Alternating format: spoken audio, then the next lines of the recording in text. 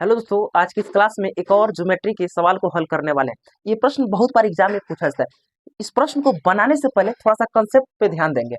देखिए, जब भी इस तरह के आपको फिगर दे और पूछे कि बताइए ये कोण, ये कोण, ये कोण, कोई भी पूछा जा सकता है। देखिए, एक दो तीन चार, चार गो में से कोई तीन गो दे देगा, एक गो आपसे पूछ देगा। तो देखिए रिलेशन क्या होता है, इन दोनों सामने वाले कोणों का योग हमेशा इन दोनों कोणों के योग के बराबर होता है। इसलिए हम लिखा है a प्लस बी बराबर ये दोनों कोण यानी एक्स प्लस वाई, ये बराबर होते हैं। ये कोण का योग और इन दोनों कोण का योग हमेशा बराबर होता है। तो देखिए पूछा क्या गया है इसमें, कोण सी डी क्यू यानी ये वाला एंगल आपसे सी डी क्यू यानी ये वाला एंगल आपसे पूछा गया। देखिए क्या होगा, आपको मालूम है इन दोनों कोणों का योग हमेशा बराबर होगा। इन दोनों का योग मान लीजिए, कोण हमको मालूम नहीं, इसको एक्स मान लेते, कोई दिक्कत नहीं।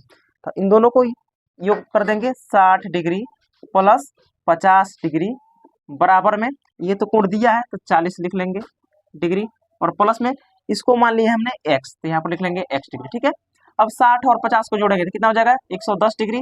अब प्लस का 40 इधर आएगा तो माइनस का 40 डिग्री बराबर में एक्स डिग्री। ठीक है, अब एक काम करते हैं, इसको घटा लेते हैं। तो देखिए यहाँ से 0 जाएगा और यहाँ से 7 हो जाएगा यानी 70 डिग्री, यानी एक्स का मान कितना आ गया 70 डिग्री। एक्स इसको माने थे यानी ये जो होगा एंगल ये 70 डिग्री होगा।